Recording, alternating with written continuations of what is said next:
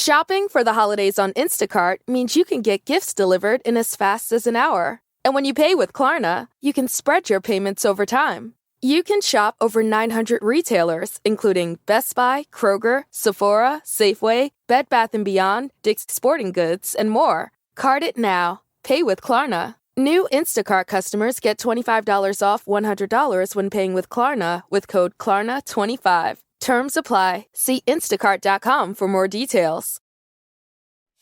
Venture X from Capital One is the travel card for people always asking, where next? You earn 10x miles on hotels and rental cars, and 5x miles on flights booked through Capital One Travel, and 2x miles on everything else you buy with Venture X. Plus, receive premium travel benefits like access to over 1,300 airport lounges.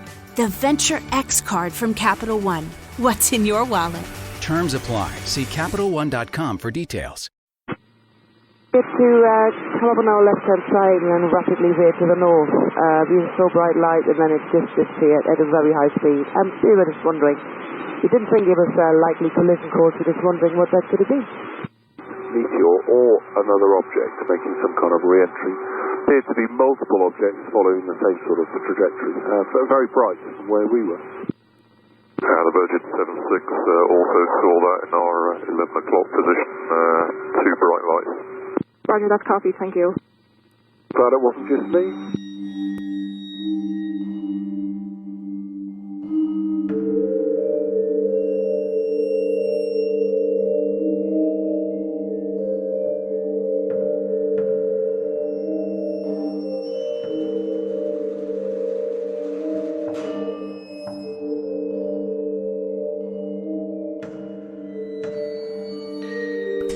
Hello, and welcome to episode 4 of Real Life Ghost Stories. I'm Emma.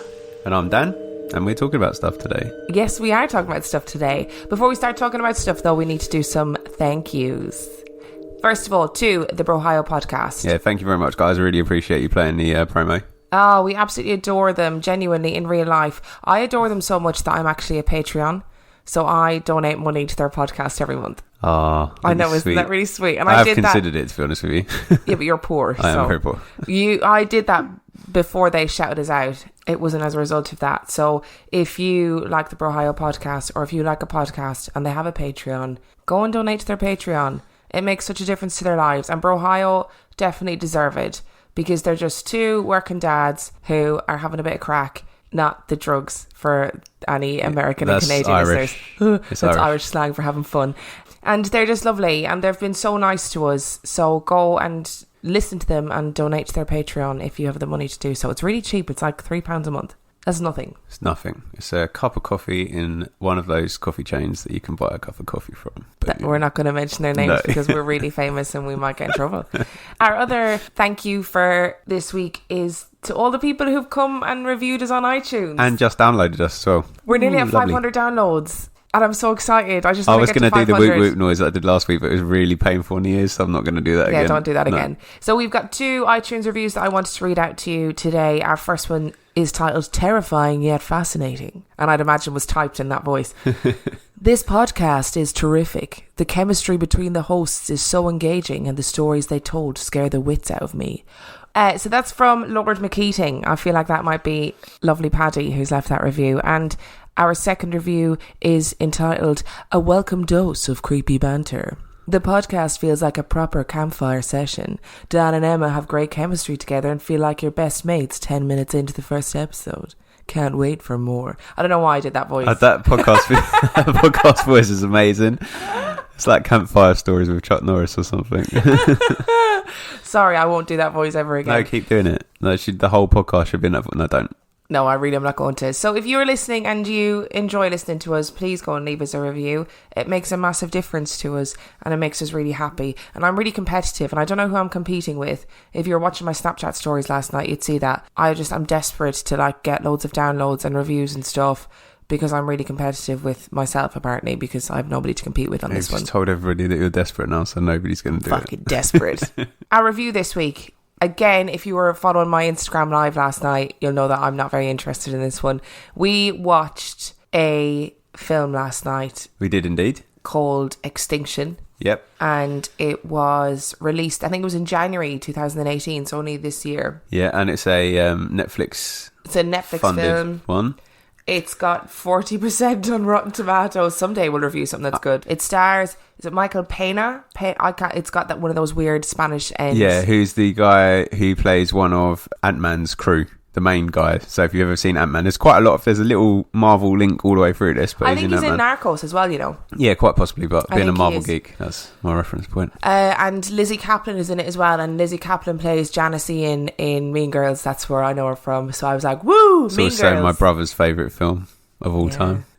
I just while you're doing a star in it, also stars Luke Cage. I can't remember the actor's name, but he's in it, not as Luke Cage, as someone else, but he's in that film as well. So that's the and Marvel that kid from To All the Guys I've Loved Before, or All the Guys I've Ever Loved, or whatever that film is called, that all the teenagers went mental for and I thought was shite. He was in it as well. He was Miles, the good soldier. Yeah, so loads of people you'll know, but that doesn't necessarily mean it's going to be a very good watch. I watched it genuinely for about 10 minutes, and then my ADHD kicked in and I just was on Instagram Live and Snapchat and rolling about and not really paying attention. So what did you think of it? Well, I like most films. There's very few films that I don't like. I like the escapism of it, and I actually didn't mind this. I could see what they were trying to do. It's got a clever little twist into it, which I'm almost tempted to spoil because I don't know whether any of you actually watch it. It's not that good, but just in case you do, I'm not going to. Your basic premise is that you think that the Earth is getting invaded. That's what happens. Yeah, and actually I thought it was a really clever idea, just very badly executed. Yeah, that's exactly what it was. Clever idea. And then at one point I just got really confused. Like, it dragged really weirdly in some places, and then in other places it was just all action, and I don't know what was going on. I think the story could have been clearer. What was real and what was a flashback and what was a memory could have been a lot clearer, because I didn't have a clue what was going on for ages. I think if you actually paid attention to it, you could follow it. Whatever. A little bit, but it's a little bit messy. The story is a good idea. It leaves a lot to be desired. I enjoyed it, but I wouldn't rave about it. I'm not raving about it. Yeah, I'd give it 3 stars. Out of 5, yeah? Yeah. Yeah, good. I'd go with that. Because it was okay. Like, it wasn't horrendous. And I do think the premise of it was very good. It just was badly executed. And it's an interesting idea. Yeah, I like the idea of it in someone else's hands. Might have been amazing, actually. But it just didn't really live up to it. No, it didn't really live up to expectations. You've probably guessed what our episode is going to be about today based on the audio that we played in the beginning. Last week in Ireland, a UFO that was spotted over the coast of Ireland, and it was massively covered on lots of the kind of main news stations, even in England, which is how obviously I got to hear about it. I'm going to read an article for you, and I want you to give your opinion on the article, and then, as always, I've got a story. Yeah, story time. I'm getting a cold as well, so I've got like my sexy Phoebe voice on. Yeah, deep sexy Irish voice. So this comes from The Independent. UFOs have been spotted over the coast of Ireland. 2 pilots separately spotted bizarre and unexplained flashing lights travelling unnaturally quickly near Shannon Airport. That's the west of Ireland. They told local air traffic control. But authorities have no explanation for the strange phenomenon, making clear there were no military tests or other expected flights that would explain the behaviour. On one morning last week, a British Airways pilot spotted bright lights moving past her plane as it flew over the west coast. It was moving so fast, she said, according to recordings of the conversation. It came up on our left-hand side and then rapidly veered to the north. It was a very bright light that disappeared at very high speed. Then, shortly after, the pilot of a Virgin plane flying from the US to the UK saw something similarly mysterious as it flew over the same area. The pilot described a similar sight, saying it looked like a meteor but was made up of multiple flashes that were incredibly bright. The lights were flying at an astronomical speed, said one of the pilots, who said it appeared to be flying around twice the speed of sound. That is mental. That's very, very fast. The Irish Aviation Authority said that it was investigating the strange phenomenon, but it was doing so confidentially. Following reports, I'm getting really anxious about this because I hate aliens so much. Following reports from a small number of aircraft on Friday the 9th of November of unusual air activity, the IAA has filed a report, the IAA said in a statement. This report will be investigated under the normal confidential occurrence investigation process. A spokesperson did suggest to the Irish Times that the lights were unlikely to be from alien beings. Why do you need to say that? Why did you say it wasn't aliens? Just to reassure everybody so that there's not panics on the streets of Shannon. Have you been to Shannon? No. It's in the west of Ireland. It's like pretty much in the middle of nowhere. Panic in the fields of Shannon. Shannon Airport said it would not comment on the phenomenon while the investigation was ongoing. The sightings come as experts around the world who have held some of the highest offices of state suggest that governments need to do more to track down explanations for UFO sightings. Earlier this year, for instance, a former Pentagon insider who served as Deputy Assistant Secretary of Defense for Intelligence in the Bill Clinton and George W. Bush administrations said that the US government was choosing to ignore UFO sightings. Prior to that, the head of a secretive US government program said that the existence of advanced UFOs was beyond reasonable doubt and that countries needed to be more conscious of the potential threat. Shut the front door. I read an article on the BBC because it popped up on my newsfeed. And they took a very different approach to it and that they were very obviously going, oh, it's a meteor and it broke up in our atmosphere and separated into certain different parts, and that's why you saw a bright light and it was all travelling in the same time in the same direction. Don't worry, stay in your farmhouses, get out of the fields. Why do the BBC talk like that? That's how the BBC speak. Oh, okay. But that was the basic gist of that. I think it possibly could have been something more sinister, could have been aliens. The thing it's the corroboration of the different pilots all seeing it at the same time. I think there was actually 3 different pilots on the recording. So the recording that I used came from the Times, and what really... It wasn't from your private collection of aircraft recordings. Wasn't from my private collection of UFO sighting evidence. What really freaked me out was the guy at the end who says, well, I'm glad to hear it, because he genuinely sounds really relieved that somebody else has seen it. And I imagine that if you're a pilot and if you're doing night flights, you must see things like shooting stars and meteors all the time. Yeah, definitely. So why was he freaked out about it? That is a good point. Because the rest of that recording is very clinical in that they're just reporting what they saw, and then he's at the end going, well, I'm glad to hear it. Kills me. I hate aliens so much. I can't cope with it. I can't cope with the idea of them. I'm like, you know what? If they exist, fine. Just stay on your own fucking planet. Don't come near ours. I sound like Trump right now. I'm like, let's build a wall around Earth. Keep them away. I don't need to fucking know. Or a big glass dome like The Simpsons. Or a big glass dome like The Simpsons.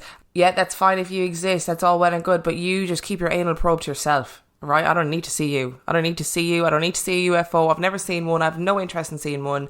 Thank you. Stay away from Earth. See, now I have lots of thoughts about aliens. Lots of things to say about aliens. What do you think? Do you believe in aliens? I do, because I think it's very arrogant to think that out of all the millions and millions and millions of stars and galaxies, don't quote me on that, I'm not a scientist, but I know there's a lot. Oh my God, are you not? No. There's a lot. Out of all of that, to think that we are the only ones that can sustain life is a little bit arrogant, I think. There must be other things out there. If you think about it in terms of probability, the chances are that there's definitely something out there. If they exist, fine. I'm not going to dispute the fact that they exist. I'm just going to dispute them coming to Earth and coming into my bedroom and trying to probe me. I don't need that in my life. I also think that we might be quite narrow-minded in because we always say, oh, you've got to have certain elements in the planet to be able to support life, but that's just for how we have life on this country, on this planet. And actually, we don't know everything about science, so actually there might be other species that don't need the same things that we do to survive, and so that sort of increases the chances as well. There are creatures, fish, that live in the deep sea who like glow in the dark and stuff. Yep. Like mad stuff. And there's creatures that can live in amazingly hot temperatures and amazingly cold temperatures, which we as humans can't do. And so it is arrogant to assume that we're the only species that exist in the universe, and B, if another species exists, they'd have to be like us. Of course they don't have to be like us. And I also, if they're big-headed freaks, don't need to know about it. Don't need to see them. Stay away from Earth. I also think that the chances are increasing the longer life has existed on this planet, that sometime they are going to pay us a visit.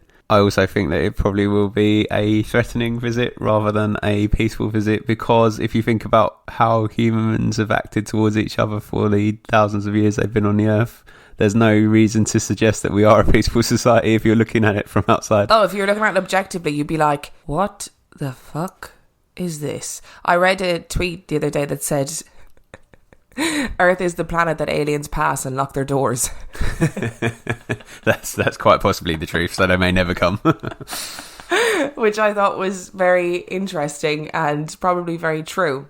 As always, when I'm doing research for these episodes, I went in search of a real life story. Can I just ask a quick question? Yeah. You know that guy that they said that was ex-military that came out and said all that in the thing? Is that the guy that Tom DeLonge from Blink-182 is working with? What? Oh, I don't know. It might be. I'll put a link to the story on Twitter and on our Facebook group and on Instagram and stuff, so people can read it if they want to.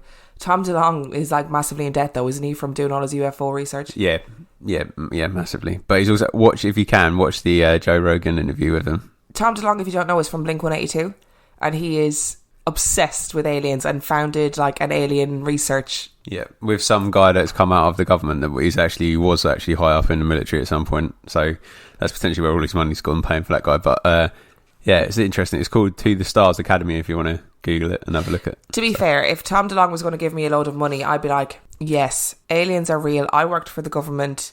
I can prove it. But if you watch the interview with him with Joe Rogan, he's at that point where you get through that interview and you're like, he is either clinically insane and should be locked up, or he knows something. And I got to the end of it thinking, I don't think he's as crazy as he comes across, because there was just too much to it. Do you really think so? Yeah, absolutely. So in my search for a story actually ended up presenting itself to me. Ooh. It's like the universe went, oh, you want a story, Emma? I'll give you a story. On a Facebook group, a woman posted this story. So somebody had posted the news story about the pilot seeing the lights over Shannon, had asked the question, has anybody ever had a UFO experience? And there was loads of people that commented, loads and loads. Again, I was like, oh my God. And this one story scared the bejesus out of me. Bejeebus out of me. Just, I don't know what it was. Well, I'll read it to you in a second and you can make up your own mind. But it frankly terrified me. And I contacted the woman and I asked her if I could use it for the podcast. And she said, yeah, as long as we did it anonymously. Yeah, it genuinely made me feel a little bit sick. Are you ready? I'm braced. You can't see me, but I'm braced. Aliens don't really faze me as much as they do you. I'm more scared of the hauntings and stuff. We'll talk about that at the end of this story. I was putting my daughter to sleep one night and the entire room lit up through the blackout curtains, like someone was shining car headlights directly into the room. We lived in a house in the countryside back then, so it was rare to have a car even drive past the house. The light started to fade slowly, so I opened the curtains and there was this house-shaped thing hovering across the road. It was huge. I mean fucking huge. The biggest thing I've ever seen, and it had bright lights in every corner. I ran downstairs to get someone else to look at it, but the lights were continuing to fade. By the time I got the family to look out, the lights had all but disappeared, but they had burned perfect circles in the clouds where the lights were, so you could still see the shape of it. It's the only time in my life I've been literally speechless. That's only the beginning. But I want to get your reaction so far. Okay, yeah, that's quite freaky. I know it's never the case, but I always have that. There's a really bad Christmas movie with Danny DeVito where they like try to, I think it's called Deck the Halls or something, where they try to outshine the lights of each other. And every time someone talks about really bright lights going through their curtains, I'm always just like secretly hoping they look out the window and it's their next door neighbour's Christmas lights. Yeah. And it's Danny DeVito with just loads of Christmas lights. Danny DeVito himself wrapped in Christmas lights outside your window.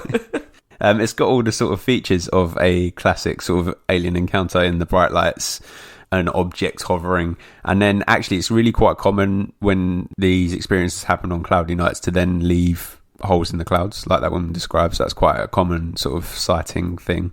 I didn't know that because I avoid anything to do with UFOs like the plague. Can't cope with it. Freaks me out. Can't manage it. So you ready for the second part of the story? Yeah, just one thing as well. I find it interesting that she describes it as a house-shaped object. Yes. That's a very unusual, because it's normally like saucer or like a triangle or something like that. But house-shaped is quite descriptive. Something else really freaked me out afterwards.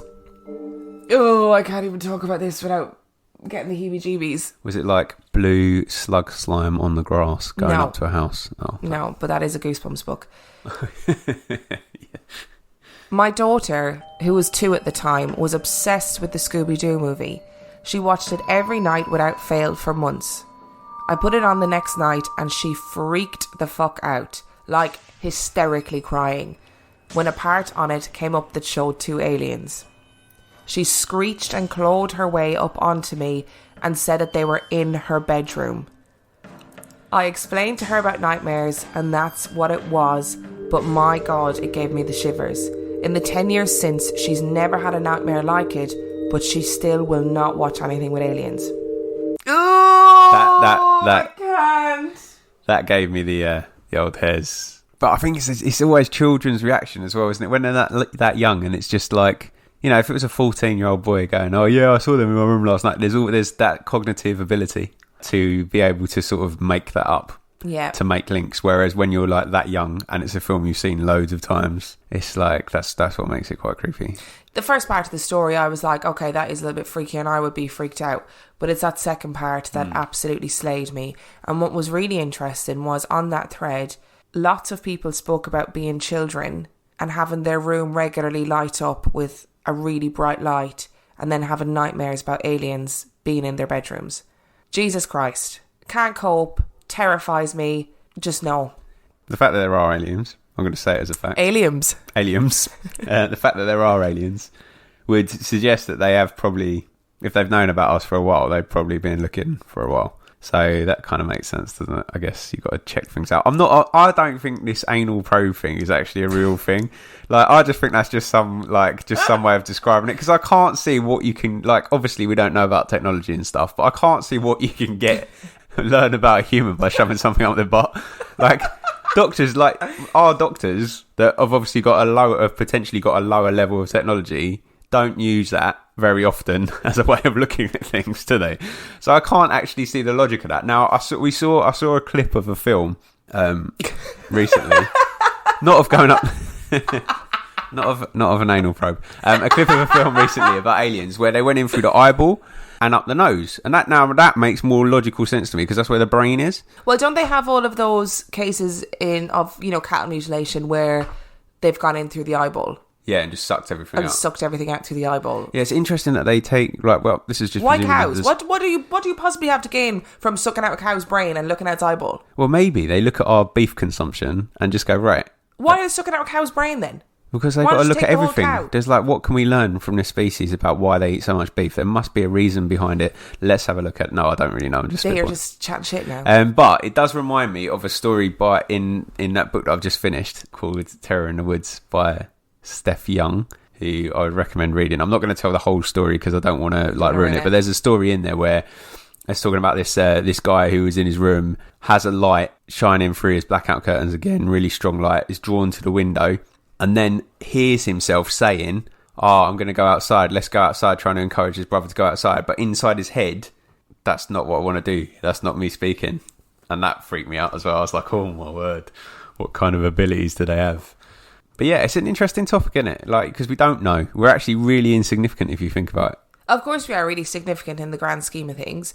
So we have a friend called Id who sat me down one night and we were talking about aliens. He made a really good point. So he said, if aliens exist and they've been studying us for a really long time, obviously they're going to be really selective about who they choose to abduct or show themselves to or do experiments on. Absolutely. So who would you likely choose? Somebody that nobody would ever believe, which is people on the fringes of society. People who are literally, not in the middle of a town on the fringes of society, and figuratively on the fringes of society. People who are a little bit mental. It's like that guy in Independence Day. Absolutely. You know, where they're like, oh, he's a drunk, nobody believed him, and he's like, I told you. Great film, by the way. Documentary. No. Fantastic film. I think actually that's a really good point. And I also don't believe that aliens are anally probing people. The sightings of aliens have occurred for hundreds of years. This isn't a new thing, sightings of aliens. It's occurred for hundreds of years. So somewhere in our psyche, we obviously believe that something else is out there. And that really frightens me. And then somebody one day told me that I was somebody who was likely to get abducted by aliens. Like, nobody would believe you. It's because nobody would believe me, because I talk shit all the time. No one would ever believe me. And now that really frightens me. And I had a weird dream about aliens one time as well. Do you remember that? Yeah, I do. Is that something you really want to share with people? No, I don't want to share that with people, but I had a weird... Read into that what you will, but I had a weird alien dream one time. So, I've actually seen a UFO. Have you? Have you told me this? Yeah, I have told you. I'm not saying it's aliens. I'm just saying it's an unidentified, or in my case, unexplained flying object. Go on, tell me about it. So we were driving somewhere in Kent, which I can't actually remember exactly where it is, although I'm pretty sure I drive that stretch of road every day, but it was the middle of the night and I was looking out the window. So was the driver at the time, having a conversation, and 2 green lights flew vertically up from the tree line to about midway into the sky, and then took a very sharp left turn and just disappeared out of sight. Did the driver see them? Yep. So we both saw them at the same time. The driver was very dismissive, refused to talk about it. I posted that I'd seen it on Facebook and got ridiculed.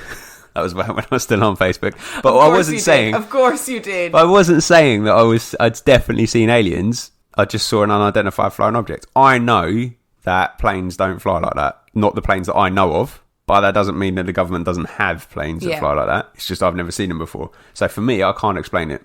Oh, see, I'd have to be institutionalised, I think, if I saw that. I just wouldn't be able to cope with it. I cannot. I don't know what it is. I don't know what I'm afraid of. Like, because you were saying that your aliens don't bother you. You're more afraid of, like, hauntings and stuff. I couldn't give a shit about hauntings. I saw a post on Facebook the other day about this person was like, oh, I can't live in my house anymore because stuff's going missing and blah, blah, blah, blah. I lost my bank card for a week. Yeah. I didn't immediately assume it was a ghost, and I found it eventually down the side of the cushion. Yeah, but was fine. I would just like to put it on record that you have previous for losing your bank card. That's not something that... Yeah, but it doesn't. I don't automatically then assume that I'm being haunted, and even if I was being haunted, I wouldn't care. I'd be like, is that the worst you could do as a ghost? Hide my bank card? Great, because I can't spend any money. Brilliant, because I'm poor anyway. What am I going to spend it on? Nothing.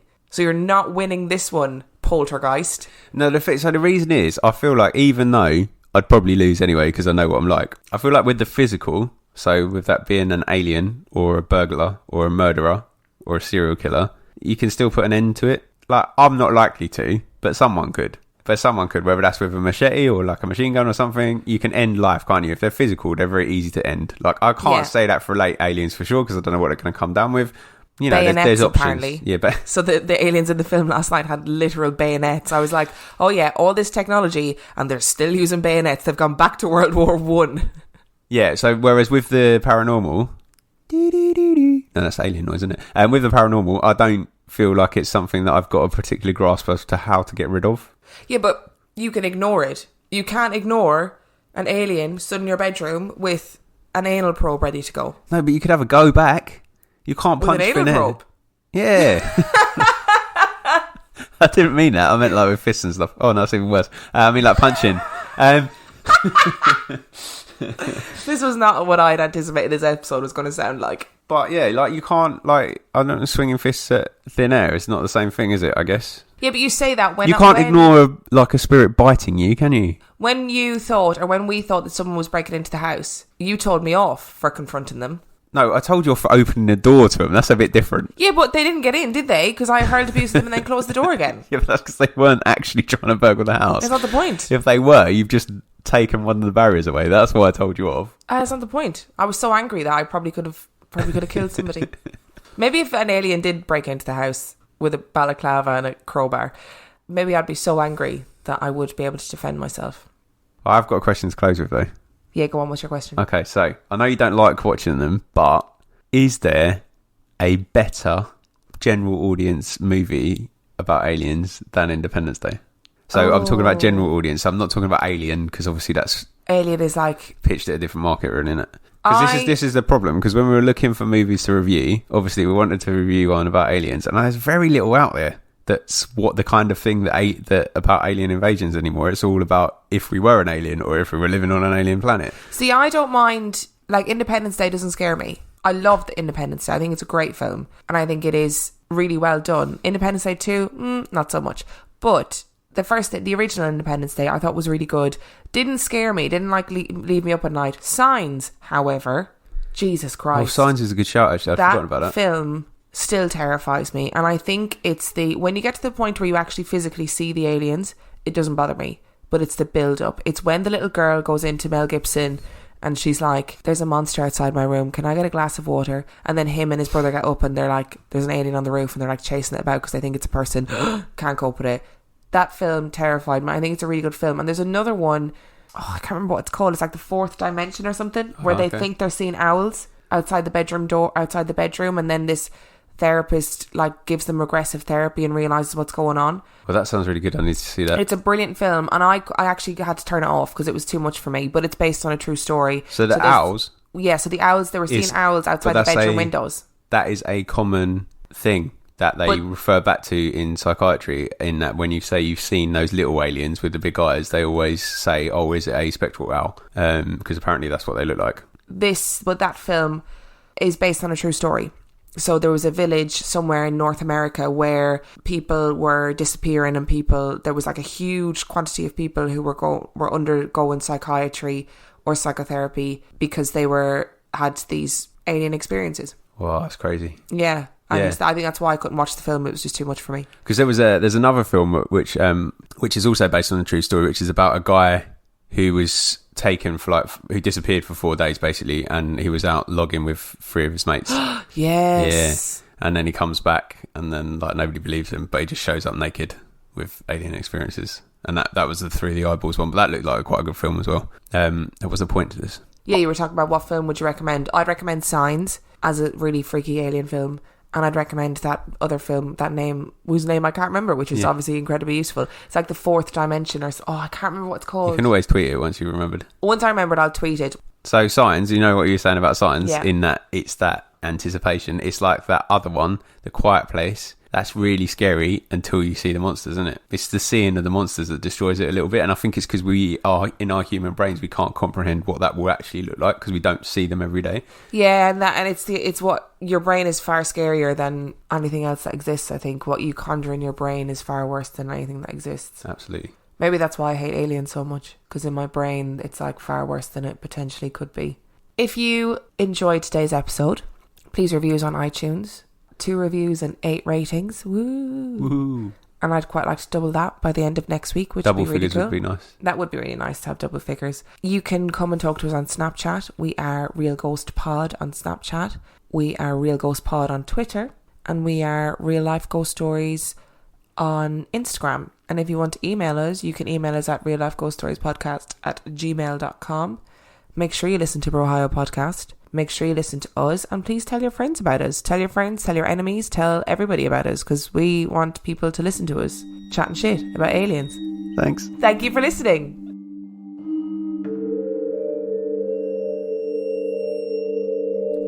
Okay, I've started recording, but I need to get myself ready.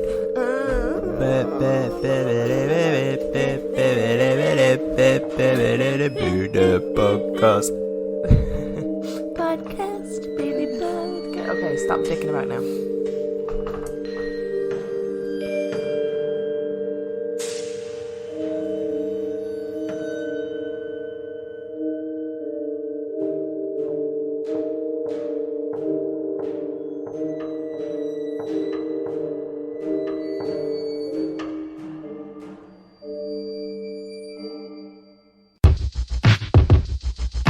The Venture X card from Capital One gives you premium travel benefits, perfect for seeing Taylor Swift the Eras Tour.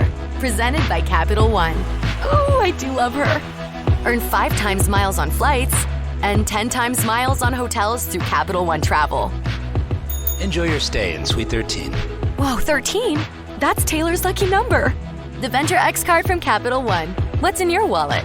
Terms apply. See CapitalOne.com for details.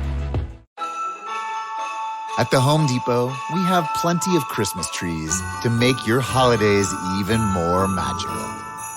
Hundreds of full, easy-to-assemble artificial trees that look so real, you may be convinced they actually are. And for those who love that fresh pine smell, we have a parking lot full of fresh-cut trees to call your own. We'll even help you load your tree in the car so you can bring home the holidays. The Home Depot, how doers get more done.